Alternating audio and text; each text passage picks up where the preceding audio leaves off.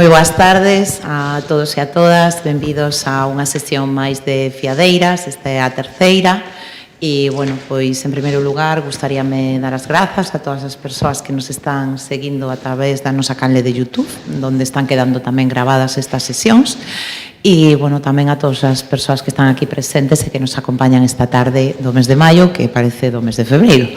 Pero, bueno, bromas á parte, pois, bueno, teño que darlle as grazas como a todas as sesións de Fiadeiras a alma mater deste proxecto, que é Alba Díaz. Moitísimas grazas, Alba, como sempre.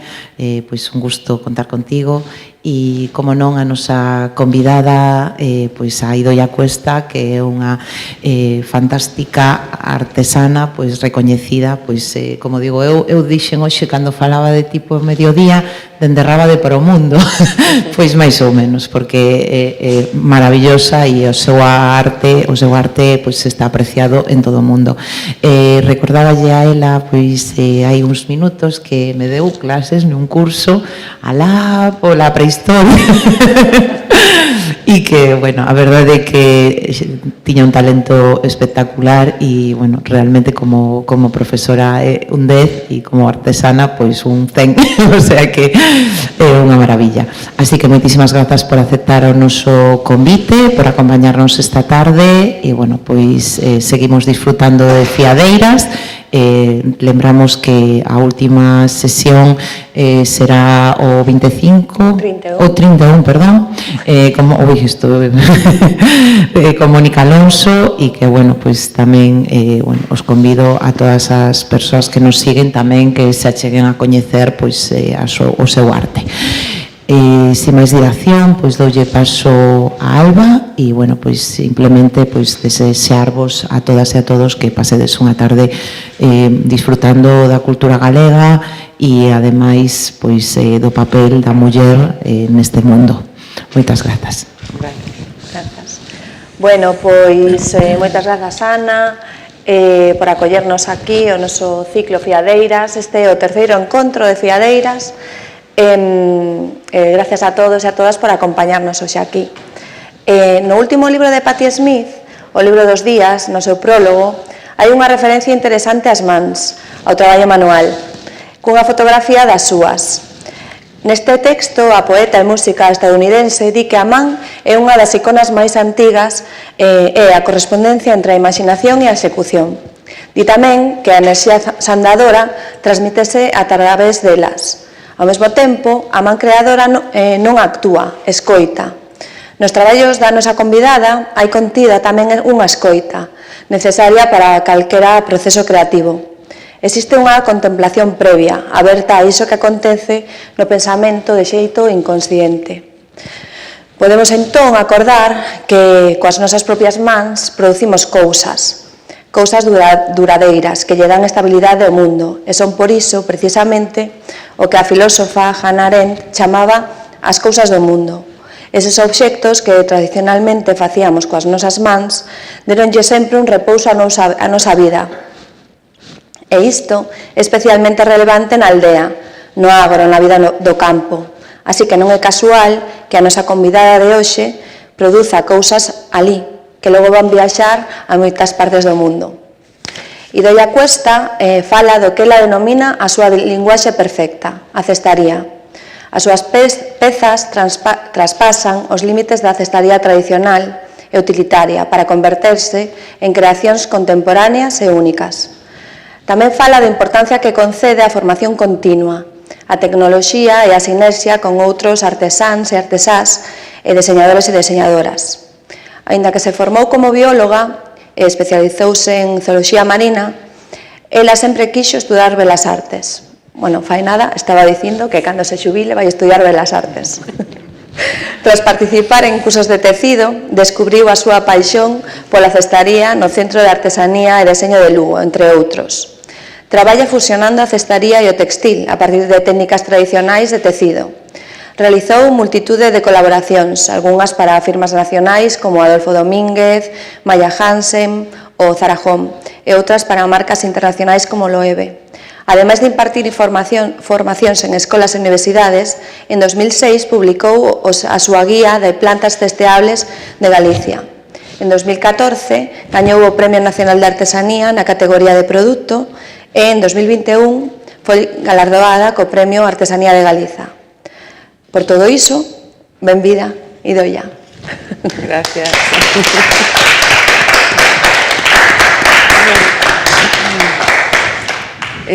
Nada, a verdade que estou emocionada. En primeiro lugar, tamén eso, gracias por este convite.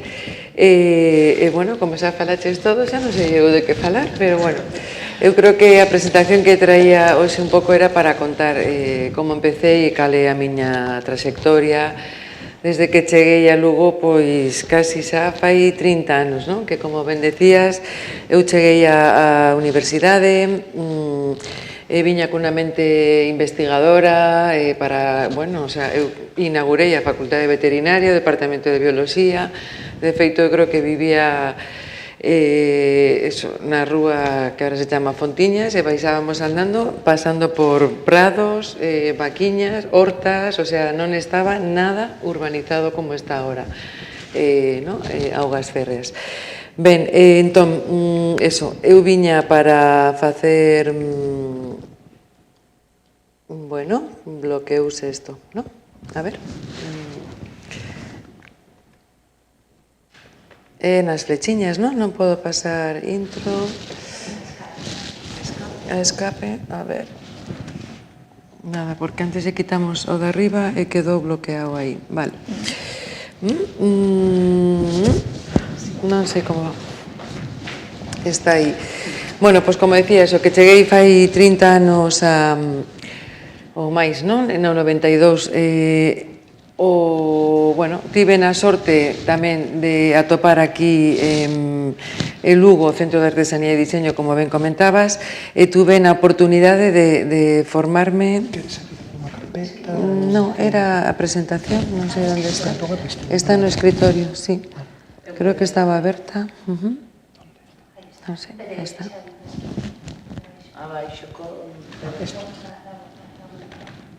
Aí va, e agora? Ahora sí. Vale, ok, que quedouse antes bloqueado. Vale, graciñas.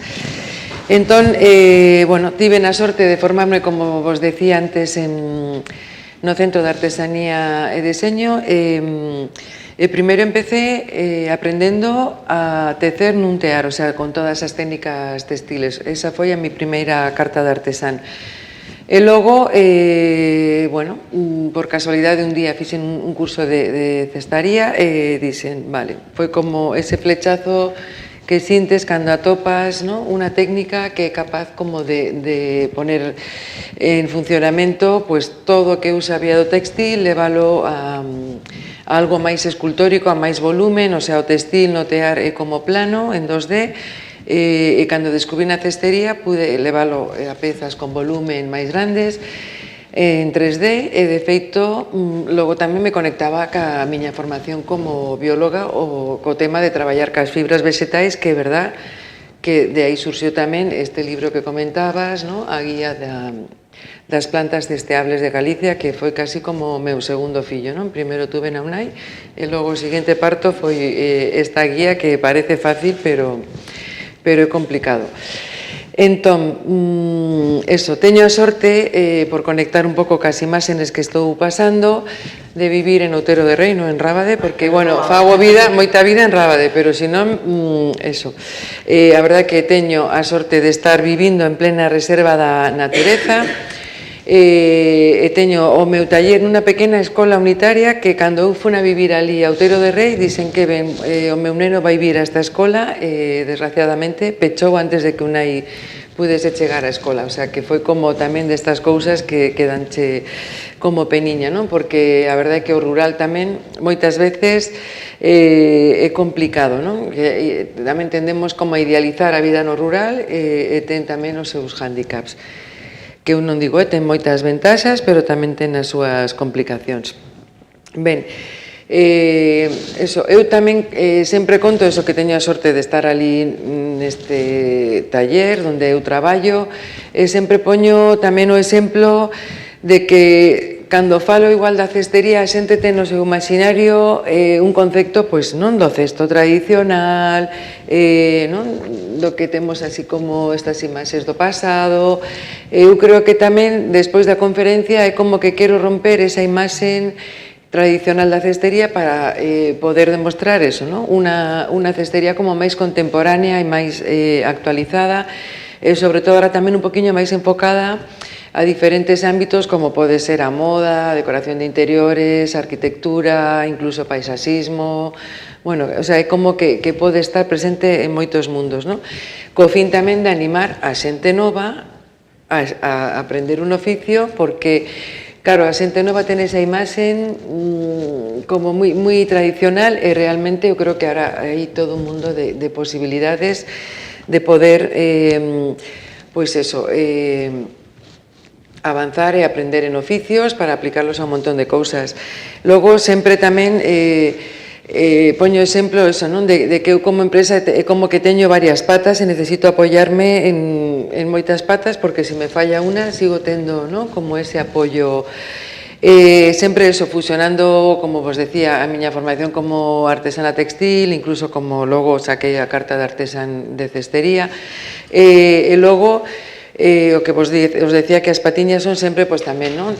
Normalmente traballo facendo as miñas propias coleccións, pero logo outra gran parte, por exemplo, de apoio da miña marca ou empresa é a formación, non? Estou continuamente impartindo cursos, pode ser tanto a nivel local con asociaciones de mulleres rurais ou non, ou asociaciones veciñais. Incluso onte estaba en Rábade precisamente dando un curso na Casa das Ínsoas, coa Asociación de Custodia do Territorio, pois precisamente pelando bimbio, sacando a corteza do bimbio para facer un cesto. O bimbio que temos plantado ali e que, o sea, todo ten como o seu ciclo, non?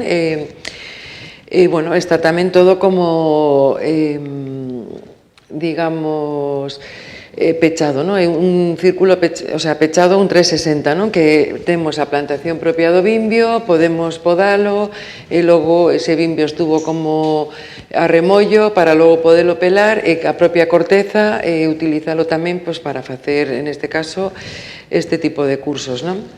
Bueno, pois eso, por retomar, como os decía, non? As patas que teño como de apoio, outra gran pata tamén son as colaboracións con outras firmas, xa tanto a nivel profesional como máis, igual hasta máis pequenas, non? Con diseñadores. O sea, eu creo que as colaboracións son tamén super enriquecedoras, e o que tamén a mí me fan tamén sobre todo plantexar retos novos, e o que tamén me diverte, non? Ese tema, non? De curiosidade, de poder estar aí como activa o día. E logo, eso, tamén sigo investigando, o sea, eu mesma sigo formándome en outras técnicas que non coñezo, e incluso, pois eso, investigando tamén, aparte de técnicas, pois atopando ou buscando novos materiais, tendo así un pouco todo, pois eso, esa curiosidade, o que digo, non? Eso tamén que o vivimos na universidade, todo ese tema de poder, non? Ter a capacidade de investigar e de innovar. Como ben comentaba antes Alba, presenteime aos Premios Nacionais de Artesanía, que moitas veces o premio non é como digo eu, o sea, eu cando recibín este premio non o pensei que era como para mí, non? Naquela época, no 2014, que se pasaron, pois mira, casi 10 anos, foi tamén como un recoñecemento para o oficio, non? Como para posicionar a cestería a un nivel, pois, un poquinho máis grande, non? En este caso foi tamén ca colección Pandeira, que foi a colección textil, onde eu traballaba con esta estructura tamén de madeira feita por outro artesán, xaneco, veciño meu, luthier, o sea que tamén esa colaboración, no, de equipo. Eu traballaba con este material que é a la fieltrada, o sea, que como fieltro de la. Bueno, pois é un material que traballei en moitas coleccións, que agora non traballo tanto, estou con outros materiais. En aquela época pues, sorprendeu esta colección pues, porque era tamén como unha colección de cestería textil, non? Ninguén se imaginaba que cala fieltrada se pudiese facer este tipo de cestos, non? De feito, recordo que os comenzos tamén foron duriños, non? Despois de formarme como artesá no Centro de Artesanía, montar o meu taller, tal, cando eu empezaba a ir ás feiras aquí na contorna e iba cos cestos de lã, a xente me miraba e me decía, pero isto para que sirve? O sea, por que non era un cesto... Claro, eu decía, home, para poñer as patacas, pois vai ser que non. No, claro. Claro, non tiña nin para ir á horta, o sea, era un cesto pois un pouco como máis decorativo, outras pezas un pouco... Que pasa? Que tiven a sorte tamén de poder facer como un programa de internacionalización a través da Fundación de Artesanía e Diseño de Galicia. Tuvemos a sorte de poder ir á Feira de París, a Maison Objet, e claro, aí descubrín que o mundo non só era Lugo ni a miña contorna, sino que se podía fabricar aquí ou traballar aquí e logo se podía vender ao mundo, non? Ese foi tamén como a miña primeira gran revelación de cando estaba en París, salí na feira vendendo, pois que viñesen os japoneses, no? Que para mí son tamén como ese modelo de inspiración, no? O maestro japonés, no? Que son como museos vivientes, o sea, pois tuve a satisfacción de que realmente os japoneses viñan ao meu stand e me decían, pero podo admirar a súa obra? Eu quedaba así como, sí, claro, o sea, foi como un recoñecemento, non? Sin saber que eu esas pezas pois realmente logo viaxaron por todo o mundo e fixen pedidos e traballei pois eso, non? Que eran como feiras máis profesionais, que íbamos con un muestrario e íbamos traballando así sobre o baixo pedido. Entón, eso tamén de estar igual aquí, como digo, casi como pois, o que fixo que cando viaxaba é como que abre esa mente, non? Que por eso digo que moitas veces hai que sair da casa e hai que inspirarse e viaxar polo mundo. E agora vou ir contando así un pouco, pois, eso, máis ou menos rápido, porque teño moitas cousas, para poder deixar logo esas preguntiñas ou ese debate. Unha das mis primeiras colaboracións foi para a Cidade da Cultura, tamén co espacio on-off, donde traballamos, por exemplo, estos puffs gigantescos que creo que ainda están ali en algún espazo da cidade. Bueno, pois aquí tamén foi o meu primer gran encargo que descubrín que moitas veces sola non se pode traballar, hai que traballar en equipo. O sea, esta foi tamén a primeira vez que tiven que levantar o teléfono e dicir, compañeros cesteiros, hai este encargo, este traballo, quen pode, quen non, o sea, foi tamén como organizar ese equipo para chegar a facer estas pezas, a entregalas, e logo aquí tamén pois aprendín moitas cosas que na formación que eu tuve pois non tiña ni idea, todo o tema de formación empresarial, saber moitas veces tamén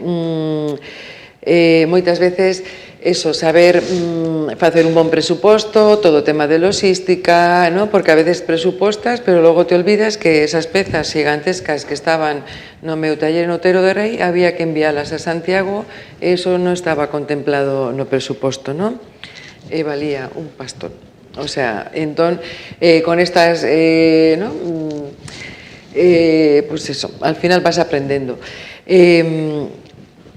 O que vos decía, que logo, despois destes proxectos, pois foron tamén moitas colaboracións pois con estudios, por exemplo, de arquitectura, como neste caso Casilla, tamén como traballada con estas formas orgánicas, basada, inspirada na cestería, e unha silla tamén que é moi difícil a forma redondeada, e logo traballada tamén ca lá. E a verdad que, bueno, pois esta silla tamén se presentou a outros concursos, se ganou varios premios, co Estudio de Arquitectura de Santiago.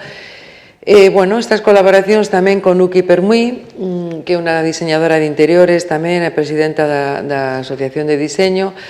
Pois a mí tamén estas foron os meus primeiros grandes proxectos, cando eu estaba no meu taller, que non sabía moitas veces que facer, porque decía, claro, igual nas feiras non se vende como eu pensaba, a la paralela eu estaba dando cursos de formación, pero estos proxectos tamén sirvieron para pois un pouco eso, afianzar tamén, ¿no?, este oficio pois de cara a elaborar este nido xigante e podelo, pois eso, de feito todavía está exposto en Santiago na panadería esta Pan da Moa, que ela fixo tamén todo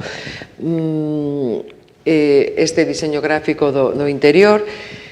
Claro, estos proxectos foron casi do 2011, o sea, cando eu casi estaba como empezando, e para mí foi tamén como, ¿no?, ese impulso, bueno, donde realmente me cambiou a vida, que nunca sabes onde vai a estar a varita mágica ou onde che vai a tocar a lotería, pois foi gracias a haber estado na feira esta de París, que vos comentaba, en Maison Nojet, e ali, pois, alguén de Loewe veu o meu traballo e inmediatamente despois de volver de París chamaronme para facer como os meus primeiros prototipos, non? Que era utilizando todas as técnicas que eu sabía de cestería, pero aplicadas a pel. Claro, eu non tiña ni idea, pero es que ni idea de traballar ca pel.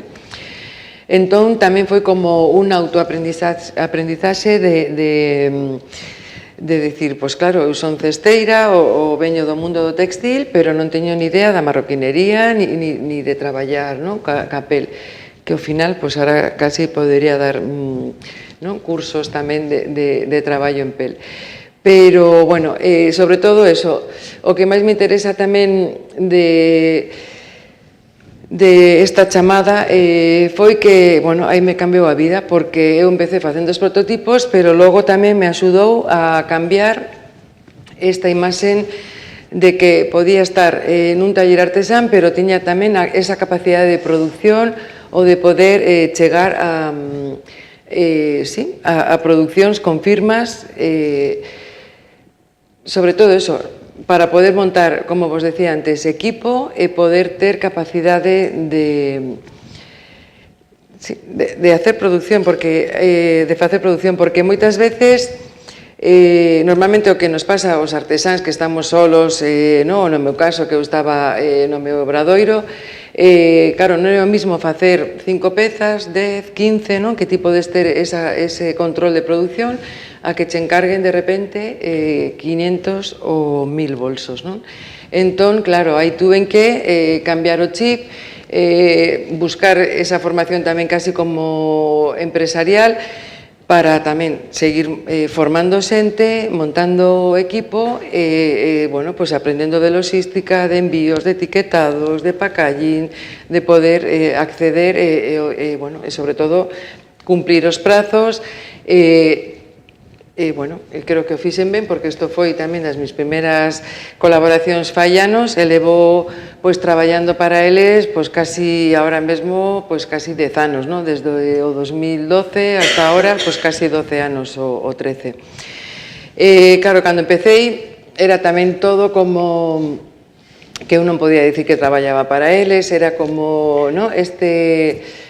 Bueno, non é un secreto, pero bueno, era como este contrato de confidencialidade ou algo así como que non podes contar, non? Ahora, de feito, Loewe fai pouco, no 2019, xusto antes da pandemia, fixo esta campaña bastante potente de poñer tamén cara e mans, non? E sobre todo foi como viñeron a gravar os vídeos, foi tamén como visibilizar todo este traballo artesán que facemos, que antes estaba de alguna maneira oculto ou invisibilizado. Entonces, neste caso con el Salone del Móvil, pues deuse, ¿no?, este empuse, digamos, a artesanía. De feito, para mí tamén foi súper importante poder estar en Milán, ver esa presentación desta colección de cestos que fixemos con un montón de técnicas, que xa non só eran cestos, tamén pasaron a ser bolsos, lámparas e incluso máis adiante, en plena pandemia casi, eu estaba ali na aldea, como digo eu, pero tiña o taller cerquiña e a veces escapábame así a poder coller o material e claro, cando vieron que podía traballar e que non estaba todo pechado, ¿no? Porque todas as grandes empresas estaban pechadas, pois empezamos casi a aprender outra forma de traballar, que era a través de videoconferencias. Eu creo que estaba facendo como prototipos enseñando na cámara cos diseñadores que estaban en París, bueno, que foi así tamén como un aprendizaxe. En este caso, este top foi con material que eu tiña no taller, poder levar a colección del Salone a moda, ¿no? De feito, ese ano non hubo desfile, se presentou toda a colección en maniquís, e o mismo que se fixo para a colección de home, pois tamén se traballou para a colección de muller, que tamén foron 2 modelos, e sempre era utilizando as técnicas de cestería, pero con capel, por exemplo. En este caso, era o nudo cuadrado ou a técnica tamén de facer como a pleita, no? Ou a llata que se fai tamén cas follas de palmito, pois foi aplicala a pel, non? E, bueno, pois despois desta colaboración de Loewe tamén empecé a traballar con unha empresa que está aquí afincada en Lugo. Empezamos tamén a facer como instalaciones en diferentes sitios, que en este caso a tenda de luz de ambiente en Las Rozas, en Madrid. Eran este tipo, ¿no?, de volúmenes tamén traballados co Vimbio, que tamén o que fixemos foi tamén cambiar esa imaxe, non?, de que co material ou cas fibras vegetais podíamos traballar en esculturas, en grandes volúmenes, incluso, pois eso, non?, con estudios de interiorismo, pois, por exemplo, este de Madrid, bueno, pois tamén transformar pezas que eu tiña, que era a colección Salis, podela levar tamén a facer luminarias. Isto tamén foi na tenda de La Nena en Holanda, que fai pouco tamén abriu en Coruña. Tamén estuvemos en Milán montando estas fachadas tamén durante el Salone del Móvil de Milán, que era como a forma tamén de chamar a atención. Bueno, pois eso, cas diferentes pezas tamén e volúmenes con diferentes materiais, como decía antes o Vimbio e as láminas de castiñeiro. De feito, despois destas colaboraciones, tamén recordo este proxecto, non? Cando Zara Home quiso cambiar a súa imaxen de tenda, como volver a repensar a marca, me chamaron porque querían facer esta instalación na nova tenda de Coruña, onde está ahora, e querían algo, pois tamén, no? O briefing que lanzaron foi queremos volver como a raíces, non? A utilizar pois, a materia prima de Galicia, de feito na tenda tiñan tamén pedras, bueno. E aquí foi, bueno, pois tamén un proxecto que, bueno, pois hai que moitas veces resolver, non? Porque recordo que non sei se me chamaron en xaneiro, isto tiña que estar entregado porque inauguraba a tenda, eso sí que estaba xa fixo, creo que foi en marzo.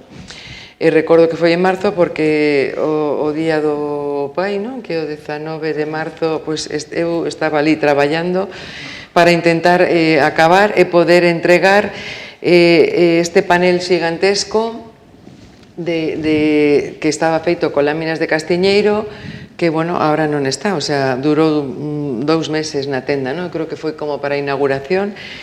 E claro, o que aprendín deste proxecto foi que moitas veces ti fas unos cálculos, non? Diseñas, fas o prototipado, fas o presuposto, dices, veña, pois agora xa aprendín que agora o transporte ten que encargarse eles, non vou a presupuestalo eu. Bueno, todo ese aprendizaxe, e claro, cal foi a miña sorpresa neste proxecto, que cando chamei o proveedor, por exemplo, para pedirlle as láminas de castiñeiro, me dixo, pois non teño que ir ao monte, teño que cortar os árboles, teño que preparar as láminas, teñen que secar, e logo, pois, vante chegar o 15 de marzo, que foi cando me chegaron. Entón dixen, vale, un proxecto que eu podía ter como un mes para traballar, pois tuvo que estar concentrado nunha semana a toda pastilla para poder entregar o 20 e tantos de marzo porque inauguraba a tenda. O sea, que estas son as cousas que moitas veces non pensamos, no? Que moitas, bueno, que a materia prima pois tamén ten os seus procesos, que nos pasa, bueno, a mí me pasa tamén co Vimbio, que teño plantado, pois tamén que é un esforzo que hai que tamén controlar os ciclos da natureza, porque hai que, pois eso, non? Vixiar, se non chove, bueno, ahora, gracias a Dios, agüiña, non? Pero igual no verao teño que estar regando, ou na época veñen as plagas, logo hai que estar pendente no inverno da poda, o sea, que todo ten o seu proceso, non? Que moitas veces non sabemos de onde ven ese material, eu creo que eso é o que hai que poñer tamén en valor, non? O material e logo a preparación do material. Despois deste proxecto tamén, que foi en marzo, pois estuve traballando tamén todo o verán en facer estas estructuras, porque tamén foi para a nova tenda de Ourense de Adolfo Domínguez, e aquí tamén a inspiración era buscar esa sintonía tamén ca paisaxe galega, pois tamén ca raíces. Claro, en Ourense, a mí o primeiro que me veo a cabeciña foi a Ribeira Sacra, non? Os viñedos. Entonces, esta instalación na tenda no teito, bueno, que foi así, sí, no teito, eso, a inspiración foi tamén estes troncos retorcidos dos viñedos, as propias cepas do Bimbio, da Bimbia. Bueno, pois tamén outra cosa que aprendí, que non se pode traballar no mes de agosto en Ourense. Claro, moitas veces non pensamos nas condiciones de estar subidos en andamios a 40 grados, porque daquelas a tenda todavía estaba en proceso de fabricación, de remodelación, e non había aire acondicionado ni nada parecido. Co cal, claro, inaugurouse en setembro, e a verdad que moitas veces se pasa mal, non? Pero bueno, de todo se aprende. Logo, nada, simplemente eso, para que vexades que hai mogollón de proxectos de colaboración. De feito, ahora con Adolfo Domínguez tamén sigo traballando, pois fai pouco, estaba facendo no meu taller unha maquetiña, pois eso, que igual tamén vai a ser para a nova tenda que se vai a abrir próximamente en París, que non podo dicir moito máis, pero bueno, que ao final eu creo que a mensaxe é que as marcas tamén están buscando como esa diferenciación, ¿no? A nivel de pezas un pouco como máis artesano, máis artísticas, que lle den tamén como, pois non sei se a través da materialidade, ¿no? ou da composición do que se instala, como pois poder levar a natureza, non? Aos espacios ou ás cidades, non? Porque, vamos, eu recordo eso, que me decían, claro, vamos andando por la rúa e vemos esa instalación e todo o mundo é como que lle apetece entrar a ver que é o que está posto, non? Que é como ese bosque aí arriba. E, bueno, pois é un pouco esa diferenciación que vos decía que buscan, ¿no? As marcas. Nada, ahora iba a comentar eso, un pouco as coleccións que eu teño, que fago, pois, tamén dedicadas a tema de a restauración, para os restaurantes, non? Máis enfocados a hostelería. Bueno, pois tamén participamos, eso, ahora estou traballando con un restaurante de Albacete, o sea que non só é a nivel galego, o sea que moitas veces unha estrella Michelin que está como buscando pezas únicas. Mira, non teño aquí a foto, pero é algo que tamén é moi gratificante, non? Cando te chaman para presentar ou para pedirte un novo proxecto, ese reto, non? De diseñar e pensar é o que te move tamén como a investigar todo o rato. E ca colección Avisal tamén, eso, non? Como moitas veces... Claro, aquí quería eu facerche unha pregunta, porque utilizaste un tecido, ademais, que foi curioso como chegache a él. Ademais, a min tócame de cheo, porque eu foi en San Cebrao, non?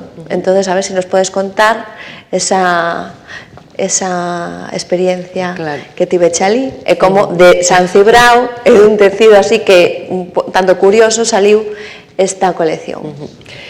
Pois isto foi eso, porque eu teño a sorte de veranear na costa lucense, donde sempre no verao hai nubes, non podemos ir á praia.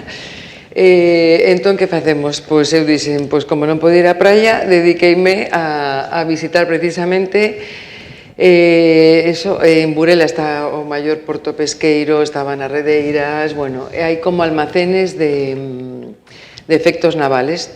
Atopei, por casualidade, esta tanza de pesca, ¿no? Que se utiliza para unha técnica pesca de arrastre artesanal, ademais, ali que utilizan os mariñeiros. E cando vin esa tanza transparente, bueno, había de color transparente, rosa, estaban ali como en un rinconciño, dixen, pero bueno, isto, vamos, descubrín ese material, claro, é unha fibra de nylon, e bueno, o que me contaban é iso, que aguantaba, claro, para o mar toda, vamos, o sol, vamos, que é como eterna, non?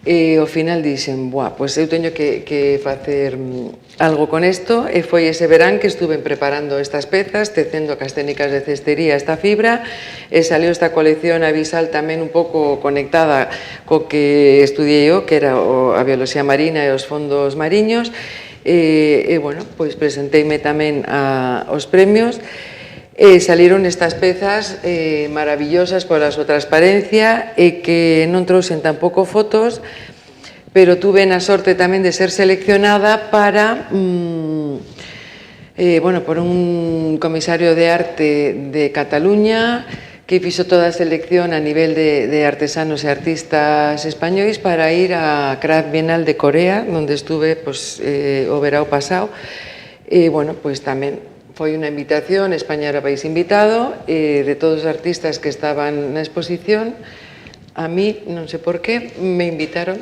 a ir no viaxe. Entón foi como, cando ves que se cumplen os sonos e dices ti non pode ser, pois ese cumpleuse con creces, non? Porque o feito de viaxar a Corea, ver como valoran ali tamén todo o tema artístico, sobre todo eso, non? De todo o que se traballa con técnicas manuais, o sea, había espazos increíbles de traballo, pois eso, con vidrio, con madeira, con textil. Era unha antigua tabacalera totalmente reformada, eso, posta a disposición, non, do público para poder traballar en talleres, vamos, outro sono que deberíamos de intentar, non, conseguir aquí, que moitas veces faltan esos espazos de traballo. Pero, bueno, eso. Para non liarme máis, a colección Avisal, o único que me está traendo ahora é como ese recoñecemento tamén, esos regalos, pois sigo expoñendo con ela en Madrid tamén, en galerías, sigo facendo pois tamén pezas, e, bueno, é outra colección tamén que volve tamén para mí como a miña técnica preferida, que é esta técnica de trenzado caótico, como de caos, non? Para facer estos niños, porque está tamén un pouco inspirada en os paxaros, non? En como fan os seus niños na natureza. Pois foi poder aproveitar esta técnica cas láminas de castiñeiro, en vez de trenzalas como se trenzan tradicionalmente en Galicia, ou noutra cestería tradicional, pois foi xogar con estas formas de darlle outros volúmenes, traballar estas pezas, sacalas tamén de contexto para poder hacer exposicións. Bueno, pois eso tamén me sigue permitindo ahora pois traballar en gran formato e pensar en esculturas, en formas máis artísticas. Bueno, estou aí traballando ca colección Castanea. Logo tamén estas pezas de a colección de Marañas, pois tamén, non? Foi outra colección que estuve traballando durante unha época facendo bastantes e logo tamén enseñando para poderlas traballar pois tamén ca empresa esta que vos comentaba antes que está aquí en Lugo, a Nena, que logo estuveron en un montón de escaparates de todo o mundo, como digo, con unha firma Máximo Duty, non? Que estuveron facendo pois, todas as instalacións, os escaparates, de feito en Lugo tamén estuveron expostas esas pezas. Vos quería comentar tamén que moitas veces todo o traballo, como vos decía ao principio, non? Estas patas de apoio, veis que este é casi como este símbolo, non? Isto se traballou tamén nun curso colaborativo, trenzando, se fixo para celebrar precisamente o Día Internacional dos Museos, en Santiago, e de feito vai ser agora en breve, non? Este fin de semana. Co cal, esta peza que quedou non traballada, bueno, que era un tamaño, un volumen bastante interesante, logo acabou en un centro en Santiago tamén, que como recuncho este, non? Para poder estar pues lendo, ¿no? Era un centro non sei como é o nome exactamente, pero bueno, que lle servía aos rapaces para poder estar tranquilos e estar en ese recuncho de lectura, ¿no?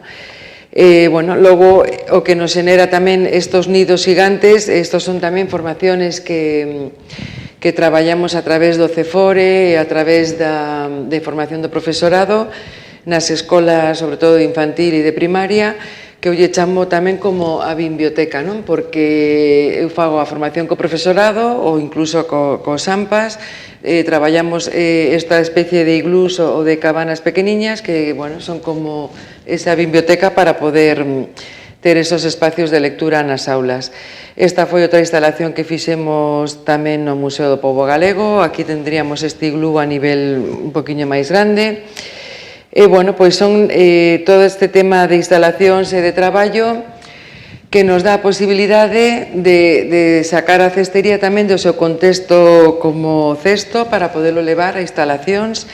E outro dos camiños que eu creo que ahora estamos tamén recorrendo é todo o tema do Bimbio Vivo, de como tamén temos que, bueno, ou polo menos temos que ter a plantación primeiro de bimbio, non? Para poder ter estas varas que cando as podemos, cando se podan ahora, bueno, se podaron xa no mes de xaneiro e febreiro, e ahora xusto na primavera nos permiten plantar e facer estructuras, cabanas vivas, domos, e tamén estamos traballando moito nos patios escolares para estos programas de transformación de patios, que moitas veces cemento.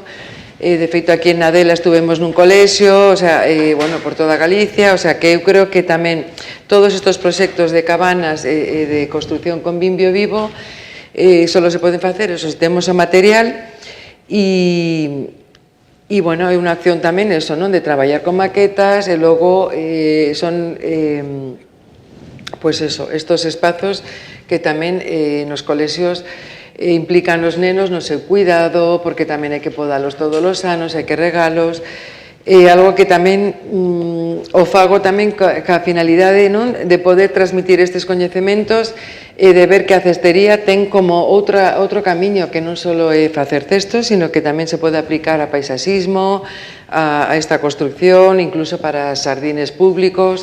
Eu todas estas técnicas as aprendín pois tamén cos cesteiros cataláns que viñeron a enseñarnos. En Francia hai escolas de cestería onde practican isto. Bueno, viaxamos tamén gracias á Diputación de Lugo nun programa que tuvemos tamén como de intercambio europeo de formación, precisamente en vez de un Erasmus, era un proxecto para adultos. Fomos a visitar as escolas de cestería de Dinamarca, de Polonia, de Alemania. Eles logo viñeron aquí, estuvimos todos traballando no Río Rato cando estaba funcionando a escola. Toda esa formación, pois eso, foi como esa comunicación, todas estas técnicas en outros países estaban xa funcionando, nos aprendimos e agora tamén é como que as estamos, non? Tratando e poñendo aquí en Galicia, sobre todo eso para poder facer peches vivos e darle unha utilidade ao bimbio, que era como tradicionalmente pois se plantaba nas sebes, o sea, que non estamos tampouco inventando nada, simplemente estamos como recuperando esa tradición para traela a este modelo pois un pouco máis actual, ¿no? O de leválo, pois eso, a como podemos colocar en xardíns ou en parques ou xardíns, bueno, sí, parques infantils ou públicos, espacios públicos, estas construccións con bimbio vivo. Bueno, non sei se entrei no tempo, non? Sí. Deixamos así como ese pequeno espazo para poder falar e responder as preguntas. Non teño eso, máis que daros as grazas por escoitar esta pequena trayectoria así.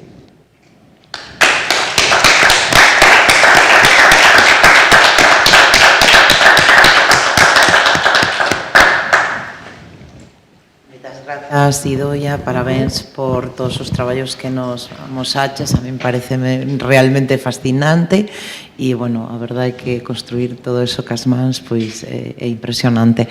Non sei se algunha das persoas que está entre o público quere facer algunha pregunta ou algunha das persoas que nos está vendo ou escoitando a través da canle de YouTube tamén ten o turno de palabra aberto para calquera cuestión. Se non vou preguntar eu. Vamos a pasar aquí a Carmen. Ben, pois parabéns, Idoia, dá gusto ver o traballo que estades a levar adiante, persoas como a ti respetuosas co medio, non? E ca contorna, que non estás prexudicando, sino todo ao revés, a xente que te rodea e a natureza que te rodea. Mentras hai, bueno, pois outras forzas, non vamos a chamarlles do mal, pero que non comparten estes valores, non? Ao final, que grado de compensación, deixando aparte todo este mundo que se abriu, non?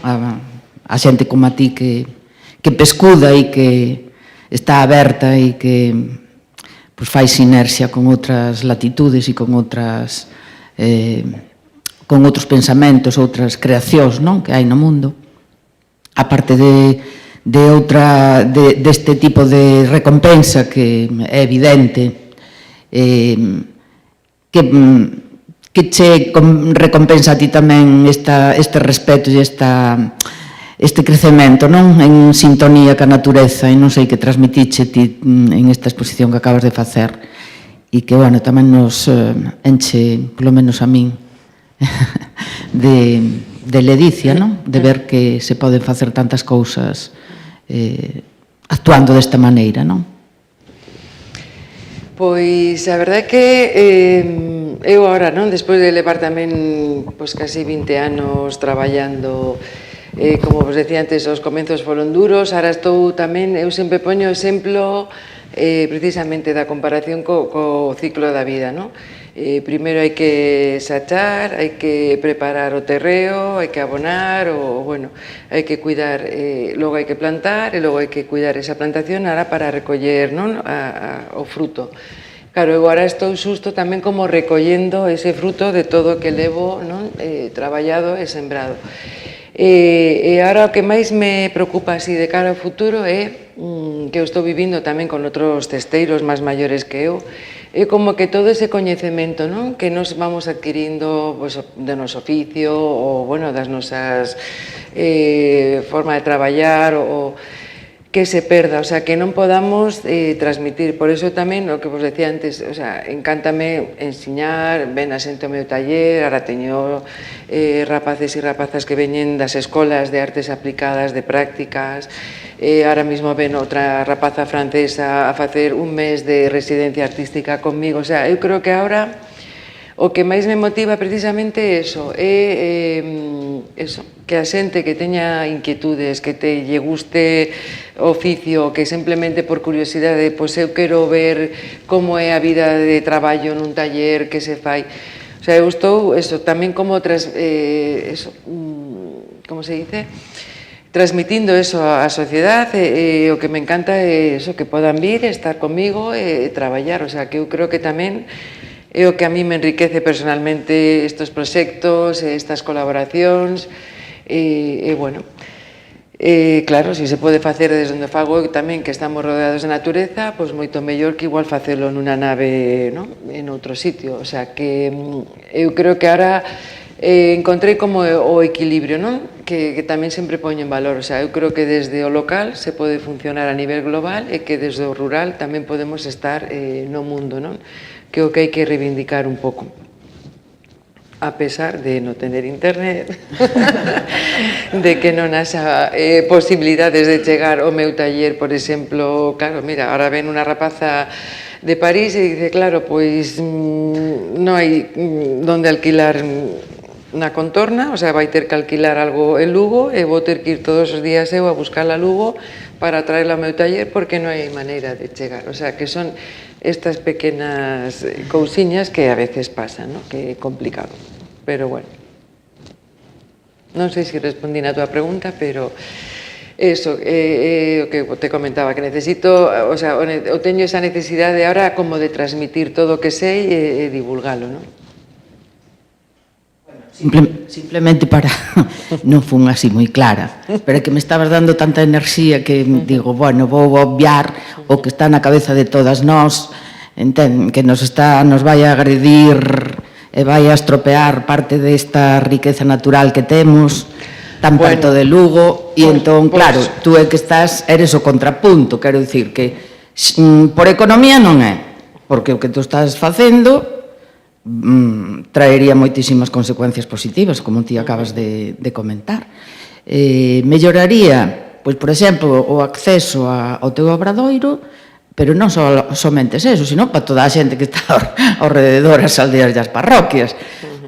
Despois de ti, o gallá quede esa semente medrando e señan outras idoias polo mundo adiante as que continúen ca túa obra. Cando se marchan outro tipo de industrias que vamos a decir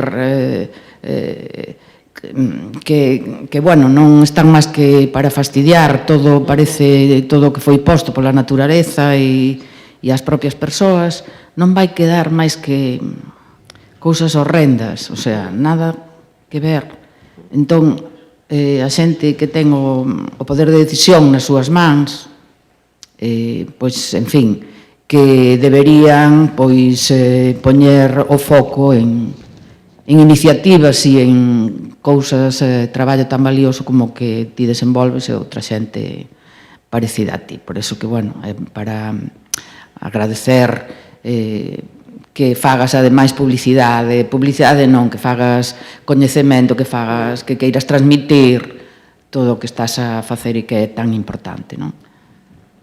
Claro, eu creo que, sobre todo eso, o rural, ahora mismo, bueno, o lunes volvía de Madrid e dixe, madre mía, o sea, cando chego a miña casa, o sea, eu podo estar estresada e realmente a veces vivo así como corre, pero logo chego e digo, que paz mental me xenera, o sea, ver outra paisaxe, bueno, eso, nos queixamos de que chove, pero, vamos, outro día había unha contaminación, unha capa, claro, é que moitas veces, non nos damos conta, vamos, eu, por exemplo, eso, sempre agradezco, eso, o lugar onde vivo. E claro, eu creo que eso está pasando ahora tamén a Ulloa, como falabas ti, o sea, en outros sitios que a xente quere conservar a súa contorna porque é o que nos vai a quedar, o sea, vai a ser o noso pulmón. Non sei se alguén máis quere facer algunha pregunta.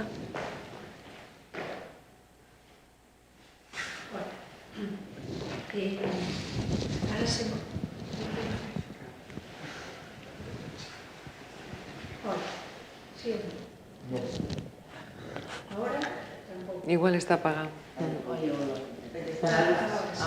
Hola, mira, eu que quería preguntarche é que digamos, un debate ou un tema que ven dende fai moitos anos de toda a historia é a diferencia entre arte e artesanía, por exemplo.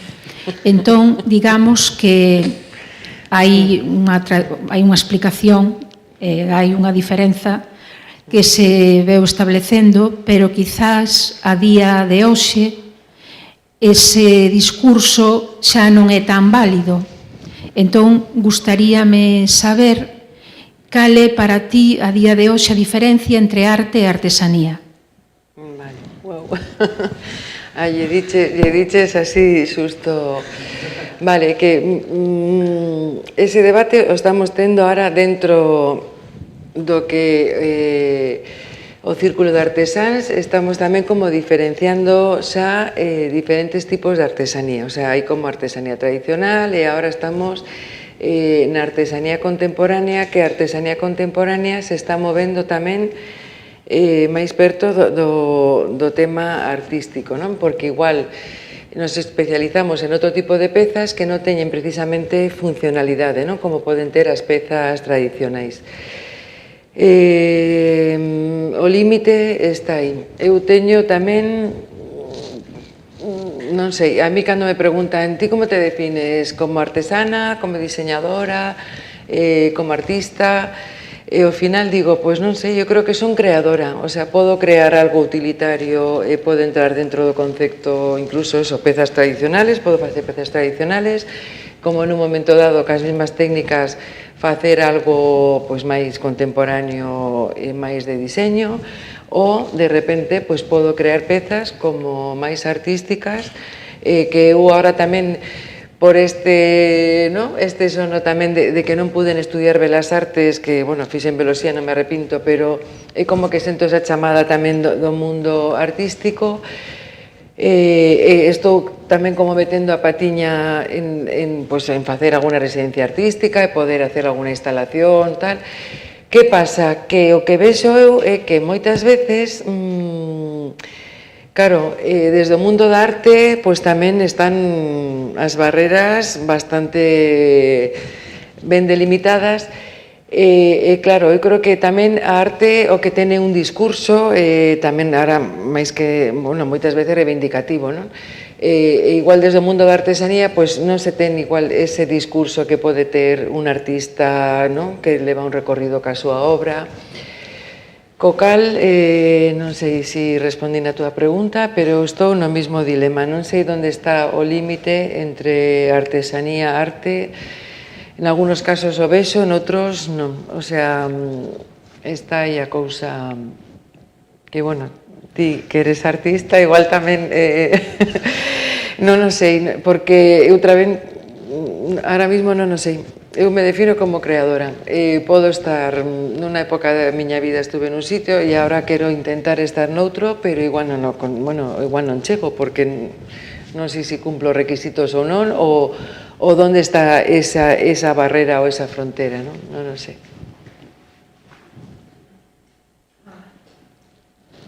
Sí, respondiches.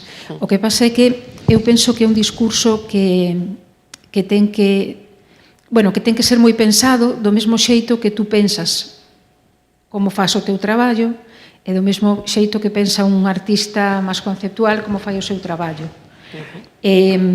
Comentaba porque hai agora nas escolas de arte, hai agora como un grande interese por volver ao traballo manual. Entón, penso que todo o que estás contando do traballo manual, que está agora, que hai moito interese por volver ao orgánico, por volver ao traballo manual, as mans, sobre todo, tamén a nivel artístico, pois rompendo un pouco co arte conceptual, co asistente que che fai as pezas, con todas estas cousas e tal. Entón, para min é un debate que tamén é moi interesante. Non teño feita a reflexión, o recoñezo, pero creo que a vou a facer, pois, a partir de agora, en base a ese interese nas escolas de arte ou ese interese dos creadores por volver á parte manual e á parte orgánica e productiva do seu traballo. Pois falaremos, sí. Non, eu creo que ese debate ahora mismo está na sociedade. De feito, cando estuvimos en Corea, eu decía isto que artesanía era la craft bienal de diseño, pero eran todo piezas artísticas, o sea, había, bueno, non sei, acabamos de estar en Milán en el Salone, ao final eu non sei se é de diseño, se é artístico, todo, non sei onde está, están continuamente cambiando, non sei por onde vai. Entón, de feito, estábamos ali reunidos varios e foi tamén ese tema, non? Porque estábamos diseñadores, artistas, artesanos, o sea, onde está a definición? Eu polo menos agora todavía non a sei, que tamén teño que reflexionar, igual deberíamos de...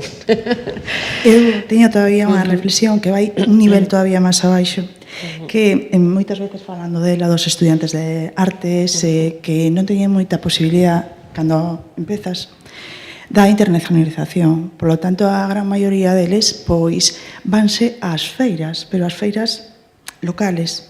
E moitas veces aí hai un traballo grandísimo de investigación de materiais, de logística, etc. E quedan un pouco desprestixiados, porque están en determinadas feiras que non teñen, pois, o a xente, o público en xeral, non considera que teñen un valor como debería, non? Entonces, xa vai un nivel máis abaixo que non o artesano o arte, sino o vendedor de feira, que é tan artista como pode ser un artesano tal. A etiqueta de feito a man que se lle debería de dar outro valor que igual se lle está dando actualmente nas feiras locais, non? Porque tampouco teñen moita posibilidad, porque está moi lonxe todavía dunha internacionalización. Non sei se entendedes un pouco por onde vou, non? Entonces, que deberíase facer nas escolas de artes ou nas escolas de artesanos unha labor de internacionalización xa desde un principio para, de alguna maneira, axudar a esa xente a... Ou está mal visto as feiras locales? Non sei, perjudica, por exemplo, ao teu nivel, Idoia, a venta, por exemplo, nunha feira de artesanía local? Claro, eu recorrí en todos os camiños, o sea que eu empecé nas feiras, vamos, eu recordo de ir, además, bueno, que me fai gracia, era como a feira da maquinaria usada e artesanía, a feira do queixo e artesanía. A eso, que é un pouco... Que era como empezamos todos. Que pasa? Que logo, xa dices, pois eu aquí non é o meu sitio, o sea, entonces vaste movendo noutro tipo de feiras e bueno, logo, eso sí que foi ese salto a feiras profesionales, non? E bueno, pois eso tamén é un pouco a evolución donde ti te queiras mover, porque eu tamén sempre digo, para mí, no, para a maioría dos artesáns, dos talleres ou da xente que está traballando, o fácil é facer o produto, non? Tú unha vez que tens unha técnica podes... O fácil é facelo, o difícil é venderlo, e moitas veces hai que invertir máis cartos en saberlo vender e posicionar que en facelo, que iso é que a xente non entende tampouco, e non é máis o problema este de internacionalización. Eu creo que tamén o que falta moitas veces é neste país máis cultura, non, de apreciar pois sí, esa labor de investigación, a educación, o sea, porque claro, outro día viña escuchando no coche cando viña de Madrid precisamente un podcast, había xente que falaba, claro, que ninguén, o sea, había xente que non había ido nunca a un museo, decía, no, para que vou ir a un museo se eu non entendo de arte? E claro, ese é o concepto que moitas veces dices, pero bueno, aunque non entendas, o sea, ti podes descubrir nun museo moitas cousas, non sei. Eu creo que todavía falta esa cultura aquí, que igual en outros países a teñen non sei por qué. O sea, igual tú vas a Francia, e na feira en Francia, pois teñen ese concepto como máis establecido, ou a xente valora máis, hai moitas máis galerías de arte, non sei. Eu creo que tamén é un pouco a nivel cultural, que eu creo que pouco a pouco espero que vaya cambiando, pero eu creo que falta, o sea, eu tamén nos vemos en Lugo, non? Que bueno, ou polo menos viví en Lugo tamén esa trayectoria de que aquí igual non estás valorada, igual tes que ir fora para que logo che valoren aquí, pero bueno, esos son tamén así como cousas que tamén, eso, creo que ahora está cambiando, a sociedade tamén se está valorando máis cosas, hai moitas máis, non? En Lugo, vamos, noto que hai un cambio interesante a nivel artístico, expositivo, galerías novas, que hai que seguir traballando, claro que sí, pero esta cousa pouco a pouco cambiando, espero, vamos, non? Mónica? Non? Non? Bueno, hai que... Olla, boas tardes. Hola. A min gustame facer comparacións e ir escalando así, e fago as miñas propias reflexións que non sei se me levan a algunha parte ou non. Estamos falando de artesanos, de artistas, a parte de que, bueno, o que ti faz estaba aí claro, e xa cada un que o califique como lle apeteza. Para min era arte, casi todo o que vin, por non dicir todo. Pero houve un caso, o avó da miña muller, que non era artesano, pero precisaba aquel obxeto, facía uns coxos para as patacas que eran fermosísimos. De feito, choramos moito perdelos, porque non sei por que desapareceron da casa de Begonte. Somos veciños. Vale.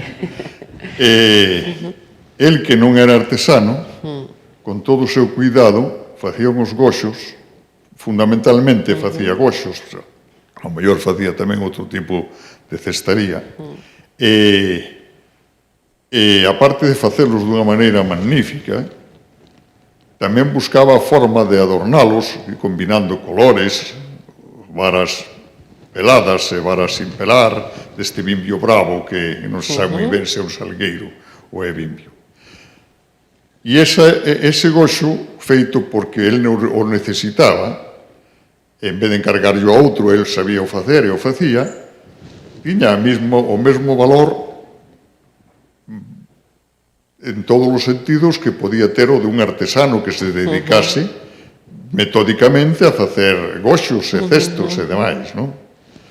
Entonces había unha vontade, hai sempre unha vontade de embelecer aquilo que denominamos artesano.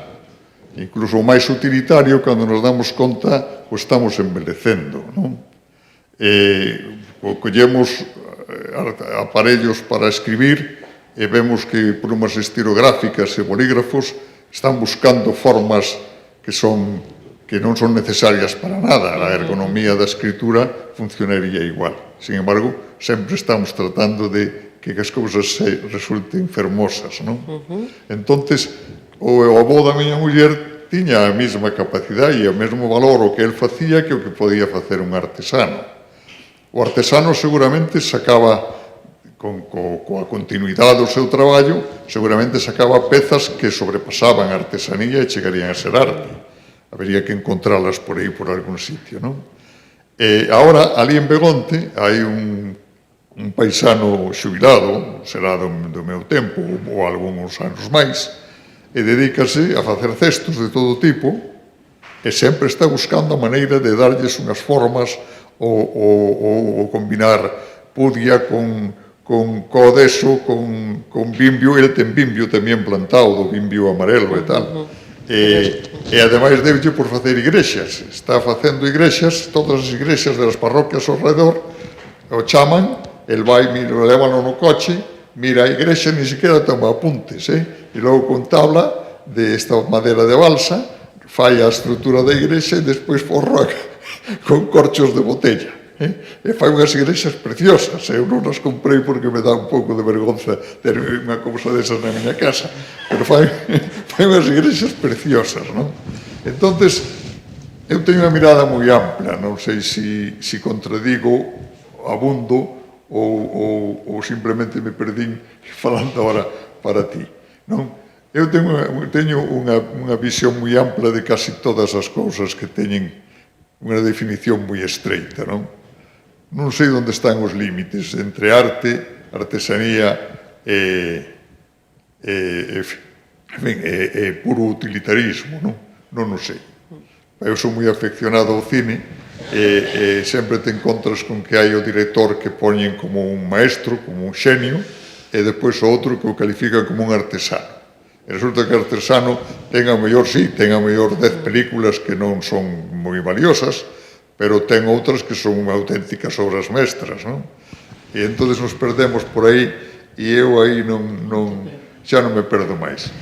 Claro, é que ahora cando estabas falando estaba recordando, claro, o meu avó era,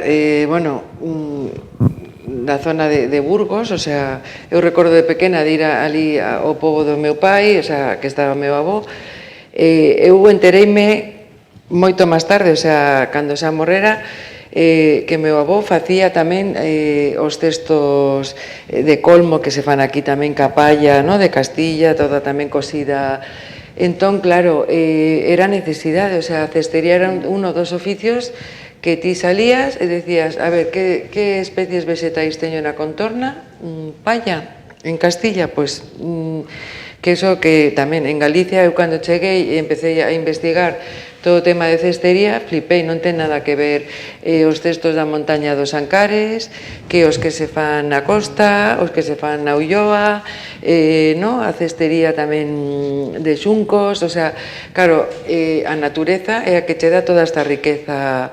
Claro, eu tamén aprendí a traballar con esparto, aquí non hai esparto, pero, bueno, tuve na sorte de formarme en diferentes técnicas.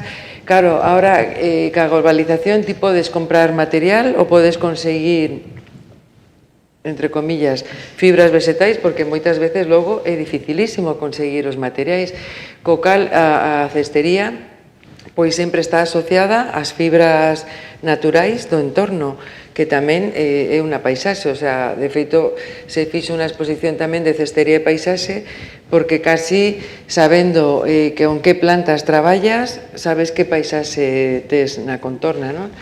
E todo isto non sei a que viña, tamén me fun polas ramas, pero é verdad que eso, a cestería empezou sendo utilitaria, chegou un momento que perdeu a súa función, entón empezou a derivarse, pois eso, se perderon tamén moitas veces os oficios, bueno, os está perdendo, porque eu creo que ahora o problema que temos é o relevo xeracional, o sea, cando estabas falando, dixeches Begonte, pero eu estaba pensando tamén en Bonse, na cerámica de Bonse, que ahora, cando se jubile Pepa, non sei que vai a pasar, desaparece, non hai ninguén. Bonse, estamos falando de Bonse. E claro, a mí eso, non sei, porque eso, o que dices tú, o teu veciño, ou moita xente nas aldeas, pois todo o mundo sabía facer un cestiño, pois porque te enseñaba non sei que. Claro, cando faz pa ti é como, ben, cando tes que producir para salir a vender, aí empeza a complicarse a cousa, non? Ou cando tes que vivir de vender esos cestos, aí empeza a cousa a cambiar. O sea, non é o mismo facer porque o necesitas, que cando o faz como traballo para salir a vender. E por eso decía antes o exemplo de que a mí ahora tamén se me preguntan, pero podese vivir da cestería e como podese vivir da arte, o sea, claro, pois depende, non? Nunca mellor dito. Ahora sí que son galleguiña eu, depende. É moi complicado. Pero aínda así eu animo a xente a volver a formarse, a aprender non só un oficio, o sea, eu sigo aprendendo e fixen un montón de cursos, algo que tamén agradezo, o sea, sempre non me sale a palabra agradezo.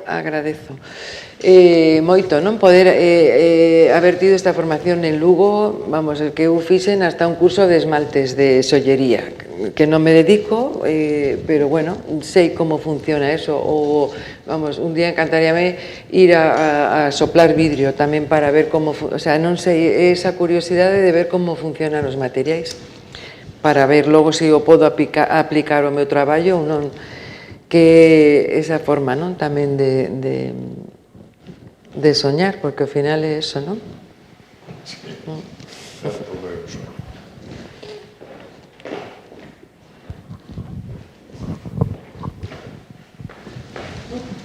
Bueno, pois moitísimas grazas, Idoia. Parabéns de novo polo teu traballo. A min pareceume fascinante, coñecí algunhas cousas, pero outras pois sorprenderonme moito e, bueno, pois grazas por acompañarnos esta tarde, grazas por amosarnos o mundo da cestería e o teu arte, artesanía, creación, chamalle X, maravilloso. Moitas grazas. Gracias.